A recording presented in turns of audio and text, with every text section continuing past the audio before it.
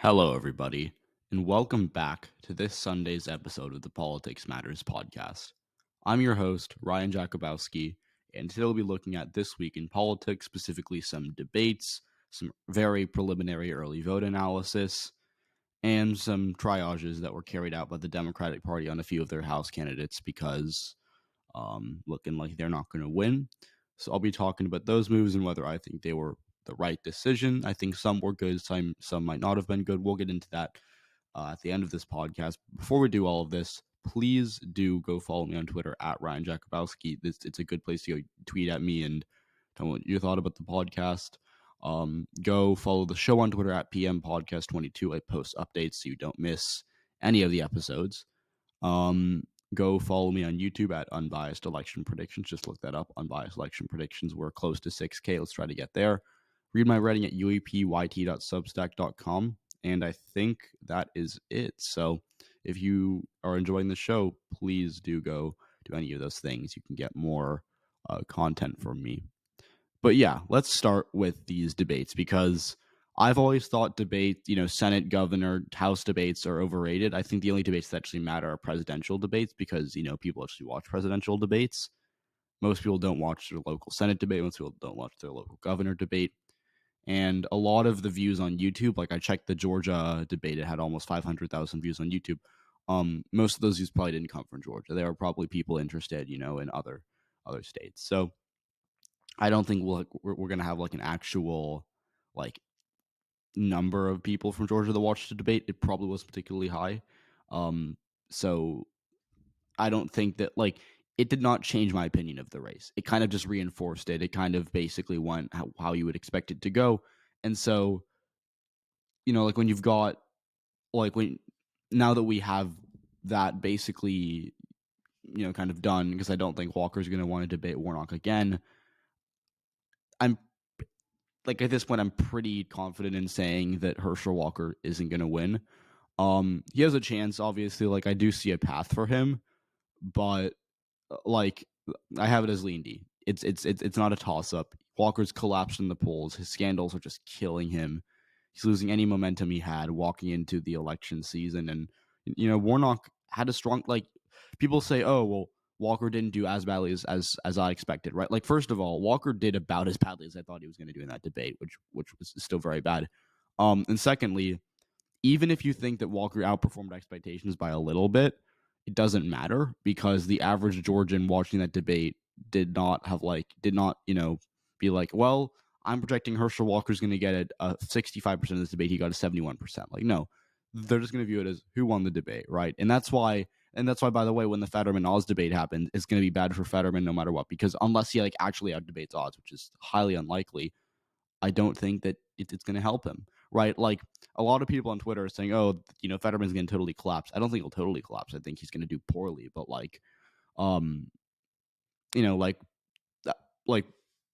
I don't want to see any of my fellow Democrats on Twitter saying, oh, John Fetterman didn't totally collapse. So, that basically was a good debate performance when you adjust for expectations. But the thing is, not really, because the average Pennsylvanian watching that debate that's willing to be convinced to vote for either Oz or Fetterman did not have that expectation walking into the debate. So just wanted to point that out because I've seen a lot of people, especially Republicans, who are very, very supportive of Herschel Walker, kind of coping about that. And I'm just well, first of all, it was not a good debate showing. Secondly, even if it was, still in no universe did he out debate Warnock. And by the way, the only way you actually can win a Senate debate in real life is getting your opponent to say stupid things or having a really good moment, which I think a good example of a good moment would be what Mark Ronchetti did in New Mexico, where he called out Michelle Lujan Grisham for both her scandal and for her mismanagement of the state of New Mexico, in his opinion. And so that's a good moment that will go viral and raise you some money online. But even better than that is when your opponent, has a Todd Akin moment or a Richard Murdoch, or I don't think Richard Murdoch was during the, it was just a Todd Akin moment where you just totally say something ridiculous and you just, have a massive gaffe. And Walker had a lot of gaffes. At the beginning of the debate, he said he opposed any minimum wage, not raising the minimum wage even. He said he opposed the minimum wage in general. He had a moment where he blamed diabetes patients for essentially their personal decisions. He also claimed as someone who's as Herschel Walker suffered from dissociative identity disorder, he said that he didn't need help anymore and that he was all good to go. But I don't really think that's how mental illness works. And so those few moments were like really weird to watch. And he also had like a ridiculous moment where when asked what he would do to curb inflation if he were elected to the Senate, he kind of gave like an incoherent mess of words where it was like I don't want to repeat it because I kind of forgot it, but it was really weird.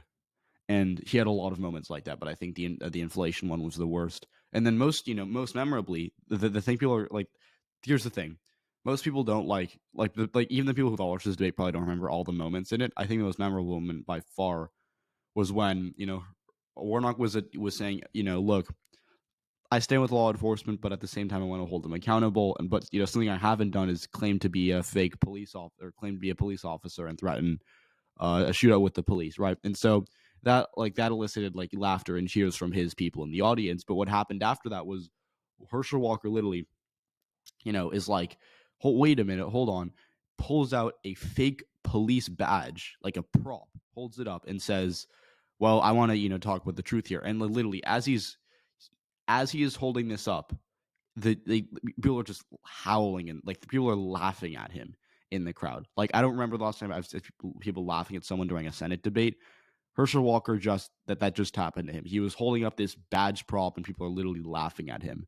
And I am just like I'm just bewildered by like how he thought that was a good idea. Because instead, he could have just tried to move on. He could have just tried to table the topic and like make it not a memorable moment. But instead he had to hold up his police badge and be like, wait a minute, that's not accurate. And the crowd's laughing at him.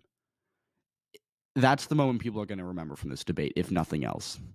And general rule of thumb, I hate the fact that some people are like ignoring this, but general rule of thumb, if you're getting laughed at in a debate, you're probably not winning it. And that's what happened to Herschel Walker. So I'm just going to put that out there. Terrible debate showing for Walker. It's about what we expected, I think. It was no secret that Walker was going to get, kind of hammered by Warnock all debate. He had like a few decent moments, but overall it was still very much, it was a very bad showing for him. And like not a single Georgian voter, I think, is going to, swing voter is going to look at that and be like, wow, I'm now more convinced to vote for Herschel Walker. And so, Warnock wasn't like, a lot of people were saying, oh, Warnock could have been more aggressive. Like, yes, he had a few moments where I think he could have been a bit more aggressive. But the thing is, right now he thinks he's winning. And I think that that's the consensus, right? Like right now, Warnock views himself as a favorite. And when you're a favorite, you generally don't want to, hammer your opponent all the time. You kind of want to, stay on message, just stay, likable and, not try to upset anyone. And, if that was his goal, I think he did a pretty good job. I don't think he said anything that would have really upset anyone who was, like he probably upset some Herschel Walker voters, but it's not like they were going to vote for him in the first place. So, I think that's pretty, to me, that's like I think Warnock gets like a B+ for that debate. He had a few moments where I think he could have been more aggressive, but like, yeah, very strong debate showing for Warnock. Walker gets an F as expected. But other than that, I don't really think there's any like meaningful Senate debates. I do think that like if you're grading off like who won, I think JD Vance did a little better than Tim Ryan in Ohio, although neither of them had like any great moments. I just think JD Vance is a bit more articulate. Arizona, similar thing. I think Blake Masters was more on top of Mark Kelly. Kelly just, I in all honesty, I didn't watch that debate, but the consensus is that Masters, was just a bit more, like I said, articulate. And he kind of was a lot like, I mean, look, Masters is losing right now, so it makes sense. He's more aggressive on Kelly, but he was like especially aggressive. And so I do think that you can call that a win for Masters, although I would argue that's not really that much of a win because he's losing right now. And I don't think the debate really changed anything because he didn't really have any like massive, shining moments with Kelly. North Carolina was literally a wash. Budd and Beasley had like a very bland debate as expected. Like they're both super boring candidates. Like, they're not going to, pull out any fake police badges or, do some ad hominem. So I think that I guess you can call it a win for Bud because nothing really happened, and he's probably, he's ahead right now. So I guess Bud got more from that debate than Beasley did. But either way, that debate did not change my opinion on the trajectory of the race at all. And then finally, I would say Mandela Barnes probably outdebated Ron Johnson because from what I read and heard, Barnes did like a bit better of a job than Johnson did. But Johnson's like only like really bad moment was where he at the very end they were asked to say something nice about each other, and Barnes gave like an actually good answer, and he was like, I respect Ron Johnson because XYZ. And then Ron Johnson, was like, complimented Barnes's family, and then went on to say, well, the thing I don't understand, the thing that puzzles me is why he hates America so much, and just he got booed by the crowd because it's like, dude, one of the most tasteless things I think Ron Johnson's done, and that's saying a lot because Ron Johnson's a pretty tasteless guy. And yes, I'm very mad he's going to get reelected this year. Like the Democrats could have very well made a play for that seat, and we decided to run Mandela Barnes. So great, just great that we got to see another 6 years of Ron Johnson in the Senate. Just not happy about that. I will be coping and crying when I won't be coping because I know he's going to win, but like I will not be happy when he wins by like 4.5 points, despite being like the most annoying senator in the history of the universe. So thanks, Mandela Barnes. But yeah, I guess he was better. Like he was a bit sharper than Johnson in that debate, but also it doesn't matter because he didn't really have any good moments. Like he's still going to lose. So yeah, my take with the debates is like excluding Georgia and maybe New Mexico, I think everything else is pretty useless and nothing really changed my opinion on the trajectory of any races. Georgia, kind of stayed the same, but it basically corroborated my belief that Walker was going to bomb, which he did. New Mexico, I think Ronchetti did a pretty good job, and he had a better moments than Michelle Lujan Grisham, and so I think that is, I guess, where I stand on these debates. Again, anyone who's actually telling you like, okay, well, after watching the debate, I think X candidate's going to do 4% better, like that's really bad analysis, and I wouldn't do that way. But I think you can view it as like, oh well, Mandela Barnes out debated Ron Johnson in Wisconsin, but it probably won't be enough. So I guess you could call Ron Johnson, the beneficiary of the debate. So those are my takeaways. Now, more importantly, I want to talk about vote by mail because or the early vote by mail analysis because there have been like already a ton of overreactions, which I think is really bad because like it is what October 15th today. No, sorry, it's the 16th. Okay, and so we still have 23 days to go till the elections. Like we still have over 2 weeks. Okay, or over 3 weeks. Excuse me. And so that means we have a lot of time for people to turn in their ballots. And right now we only have about 1% of ballots turned in by state. And so some states haven't even like begun early voting. Like, a lot of the swing states have like no data yet. The ones we do have data for are semi-interesting, but I think I wouldn't like before I get into all of this, I would urge you to like not draw any conclusions. That being said, I do want to talk about two states in specific, which are Florida and Pennsylvania. New Jersey also has some interesting data, same as North Carolina. North Carolina is really hard to analyze right now because Democrats are like beating Republicans by a fair bit, but it's so early that I don't know if it's like actually worth drawing any conclusions. So North Carolina early vote will be, I will be checking in on that like close to election day. But the two states I think are actually like decent to look at right now are Florida and Pennsylvania. So let's start with Florida. I'll be honest, it looks terrible. Like it is really bad for the Democrats. Like not that we didn't expect that, because like I think expecting the Florida Democrats to be good at anything is like expecting Rajon Rondo to like make 3-pointers. But like yeah, it is really bad.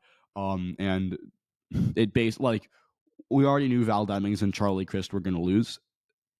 They might lose by even more now. And again, too early to draw any conclusions, but like if this is any indication of how things are gonna be going, like we're looking at like R plus 10 Miami-Dade. So just fantastic job by the Florida Dems to bungle everything here. And so yeah, that's great. I wouldn't like, by the way, like if you're a Democrat, like when I saw the Florida early vote analysis, I was like, okay, that's really bad. But I wasn't like super like angry about it because like I already knew like Florida's no competitive House race and it's like a red state now, right? So like my advice for you, like, if you're a Democrat hearing this and you're upset by it, my advice for you is just to not be, because it's Florida, and Florida's never done anything good for the Democratic Party, or in general. Actually, I just dislike Florida in general. But like, this should not faze you. Florida disappointing us has been a thing for a while now. It hasn't voted blue in a Senate, or presidential elections since 2012. Hillary Clinton lost in 2016 despite being ahead in the polls. Biden lost in 2020 despite being ahead in the polls. Bill Nelson managed to lose that Senate race in 2018 somehow. And yes, Rubio's going to win by like 10 points in 2022 over Val Demings. So, yeah, do not spend your time in Florida, Democrats. It will never go well for you. So like, if you're somehow emotionally invested in Florida, don't be, because it's like very red at this point. And don't let Florida break your heart again. Just cut it off. Numb it. Like, I'm done with Florida. I'm so done with it. I hate Florida so much. Yes, I do. Like, I had Trump winning it in 2020. In fairness, I had him winning it by like a lot less than he ended up winning it by. But like, yeah, I'm so done with Florida. Like, any Florida optimism to me is just like the same stuff all over again. So I will not be doing any Florida optimism ever. And if you ever catch me doing it at any point on this podcast, please tell me, because I do not want to do any Florida optimism. I just want to distance myself from it. I want to numb it. I want to cut the Florida out of my heart, because it's just so disappointing all the time. Same with Ohio to a lesser extent, but at least Ohio, there's like a kind of competitive Senate race. Florida, there's like no way at all Marco Rubio loses. So, yeah. Now, a state that's more in play for both parties in Florida is Pennsylvania. We have a competitive Senate race and a governor's race that maybe what was competitive a few months ago does not look competitive right now. But yeah, we have a lot of, we have 3 toss-up House races and, Senate race that might be the most important in the country. So like, yeah, a lot of stuff at stake in Pennsylvania. And I don't like, I'll be blunt here. Why are we freaking out about Pennsylvania? Like, why? Someone on Twitter I saw tag, they were like, oh, should we be worried about Pennsylvania? Like, it does not look good for Democrats. And I'm like, what are you talking about? Right now, Democrats make up 68% of early votes turned in. Again, it's literally 1% of early votes have been turned in. So, like, some votes haven't even been mailed out yet, right? It's like we have like of all the early votes, 1% have been turned in, which is probably like less than 1% of the electorate. It's like literally only like 15,000 votes been turned in general. So very small sample size here. But Democrats make up 68% of those early votes. And the best part about it is that Philadelphia County is not even reporting. We do not have any data from Philadelphia, and even in that electorate itself is still 68% Democratic. Very strong to start for the Democratic Party in Pennsylvania. I would view that as a win. Again, still super early, so like things can change. But like, if you want to draw any conclusions from the 1%, other than doesn't mean anything, it's pretty good for Democrats. And if you look at, and like, by the way, the best way to do this in a state like Pennsylvania is to look at which counties are turning in more. And the counties most, the counties that are, punching most above their weight are Dauphin and Allegheny. Dauphin is where Harrisburg is. Allegheny is where Pittsburgh is. And those are both Biden counties that work, very netted in tons, in Allegheny's case, hundreds of thousands of votes. So if you want to draw conclusions from Pennsylvania, this should probably be good conclusions for Democrats. If you're like me and you don't want to draw conclusions from Pennsylvania because it's still like very early, then don't do that. So Pennsylvania, I would say, looking pretty good for Josh Shapiro and John Fetterman. But again, 1% of the vote is in. Things can change. Literally, I have the stats on my screen right now. We only have 10,300 early votes turned in.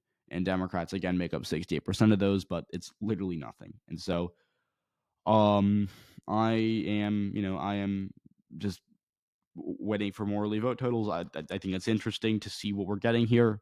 But all I'm going to say for now is do not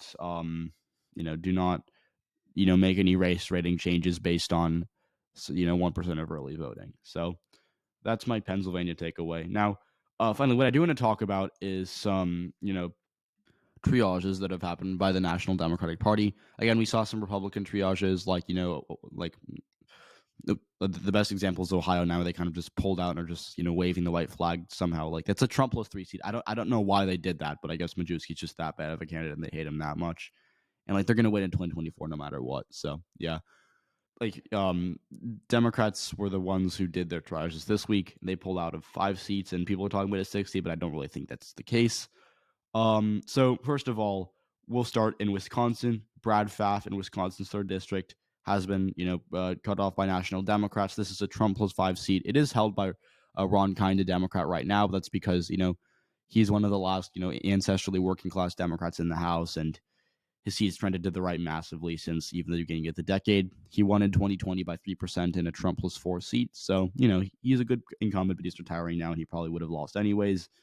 Again, I know that's debatable, but I think he would have lost by like 2 or 3 points.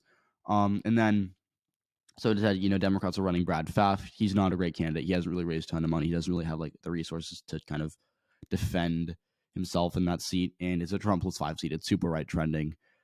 I think both Evers and Barnes are kind of screwed statewide. So Wisconsin is going to be very bad for Democrats this year, like really bad. So I think that was the right move. I would give that a check. Again, it does suck that Democrats had to retreat from the seat because it would have been nice to have, but like there's no point in going here and wasting money and then losing by maybe like a point less. This is like Liar is basically guaranteed to vote for Derek Van Orden, the Republican. The only question is by how much, and I don't think it would have been wise for Democrats to be spending any money there because it would not have likely changed the outcome. And again, I think this is at like all these triages. People are like, "Oh, that this sucks that they're cutting off this candidate." I'm heartbroken to hear this. Well, like, here's the thing: Democrats did the opposite in 2020. Like Democrats played everywhere because the logic was like, okay, if we invest in 20 seats that we have a 25% chance of winning each, we'll probably win, 4 or 5, right? And the thing is, they lost all those seats, and they lost most of them by big margins, right? Like they invested a ton in a lot of like double-digit Trump seats. They thought, oh, maybe we'll flip a few of them, right? Just give ourselves a small chance everyone will win some of them. Brian Fitzpatrick in Pennsylvania, Steve Cabot in Ohio, Don Young in Alaska, Matt Rosendale in Montana, Jake LaTurner in Kansas, right? Like they tried to beat a lot of Republican incumbents that probably weren't losing anyways, and they got smoked in the process and lost a lot of money while doing so. And they got too cute because they had a lot of seats that were like pure tosses that they thought like a lot of the seats that were within 3% on election day were like thought to be like basically guaranteed to go Democratic, and Democrats kind of just didn't invest there. Like the best example is Gina Ortiz Jones in Texas 23. She was supposed to win by like 5 points and she lost by 4 in a very big upset in Texas. Democrats thought that TJ Cox was fine in California 21 for I don't know why, but they thought they were going to win that seat somehow.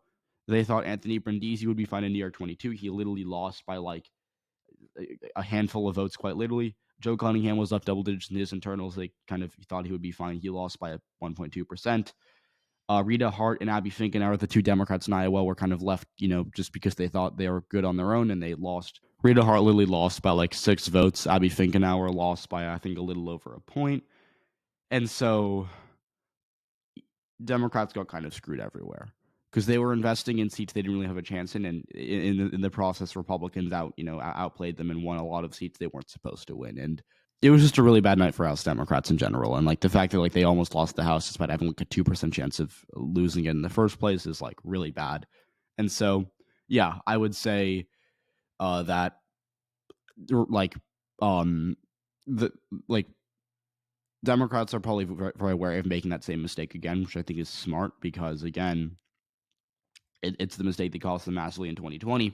And so, the fact that like they're not trying to play in Trump plus 5 seats, that they have they're not playing the wide map game. They're not playing in, a bunch of these seats. They only have like a 10, 12% chance of winning, which I think is very smart. And Republicans are like kind of doing like, to me, the Republican strategy is like really convoluted because they're pouring money into like Trump plus 8 seats, like Arizona, Arizona 2, for example, which is a Trump plus 8 seat that's like basically guaranteed to flip. They're like investing a ton of money there for whatever reason, but at the same time, they think that they're like competitive in like Washington and Colorado Senate because like again, if Arizona 2 is truly a toss-up and the Republicans have to invest money there, they're losing nationwide massively. But if Washington and Colorado are truly toss-ups, then Democrats would lose in the generic ballot by like 10%. So just wanted to put that out there, that the Republican House map is pretty convoluted right now, does not make a ton of sense. Democrats at least have like some consistent, like, okay, we're not going to be playing in these seats. So again, I think cutting off Brad Pfaff at Wisconsin 3, even though it would have been nice to hold the seat, wasn't going to happen anyways, so might as well just get out of there and not waste money. Next up was Kirsten Engel in Arizona 6. This is a Biden plus 0.3 seat, but again, voted 4% to the right of the country in 2020. And it trended a bit to the left, but it's not like super suburban or super left trending because it's not one of the seats like the Dobbs decision really helps Democrats a ton. and the Republicans had a better candidate. Their candidate Juan Ciscomani kind of is out campaigning Kristen Engel right now. Like, not that Engel's running like a terrible campaign, but she's just very mediocre, and she needs to be really good to win a seat like that in a midterm like this. And so that's another seat that was cut off by Democrats. Not surprising to me either. Basically, it was basically like I had it as lean R, dating back to like when we started my midterm predictions in like March, and it stays lean R, but it's borderline likely R at this point. I think it could get really bad for Democrats now they've pulled out. But yeah, it'll hurt them by a few points, like percentage wise. Like, they might lose by 6 instead of 4 now, but it doesn't really matter because I don't think it changes the outcome of the race. Then finally, Michelle Vallejo in Texas 15 was cut off by Democrats. This is a Trump plus 3 super right trending seat. It literally moved like 17% to the right between 2016 and 2020. And so I think that was definitely the smart move. Again, Vallejo was running as a progressive in a more blue doggy type House seat. Again, I actually don't mind Michelle Vallejo personally, but to me, it was not a smart move because there are no competitive statewide races in Texas this year. Like, there's no reason for Democrats to be playing there because even if Vallejo somehow won, she would lose in 2024 because it's just that right running of a seat. And then there were 2 seats triaged by Democrats in Southern California.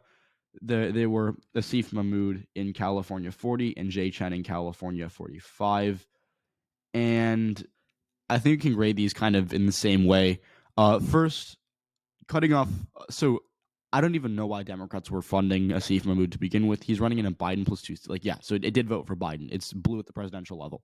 It is a lot more Republican down ballot. Has a very popular Republican incumbent, Young Kim. And so for Mahmood to win, he'd have to get like insane post-obs, to swing towards Democrats, and he was not getting those to begin with, especially against, a more moderate, I say moderating quotes, but like, more moderate Republican like Young Kim.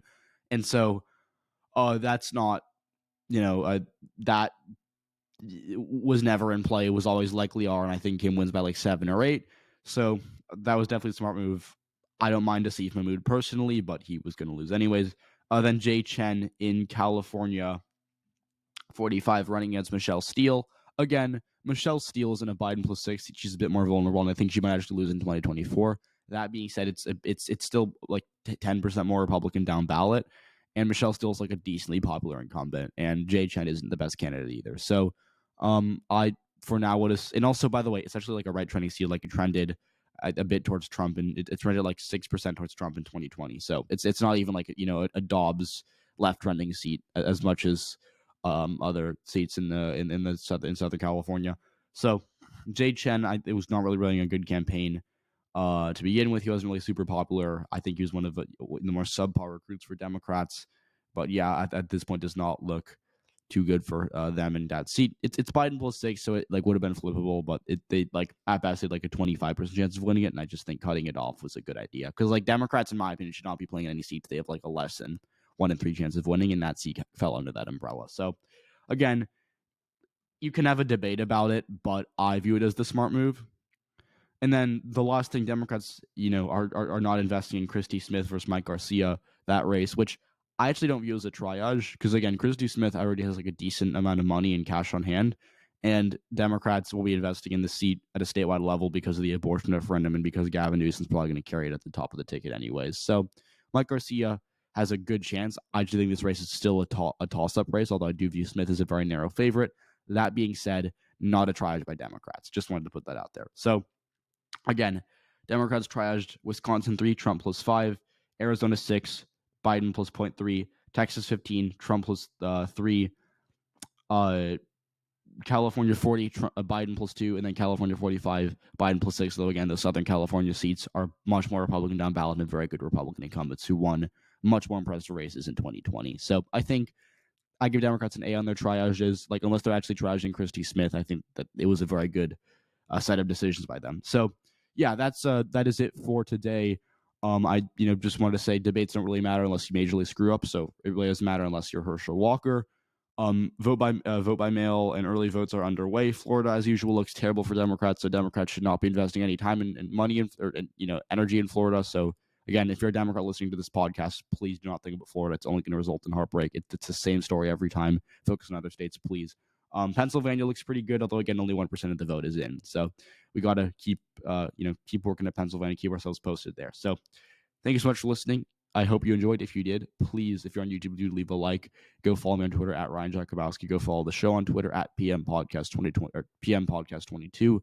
Read my writing at uapot.substack.com. I post articles there bi-weekly, I would say, but as we get closer to the midterms, I'm posting them a lot more. So thank you so much for listening. Have a great rest of your week, and I'll see you on Thursday.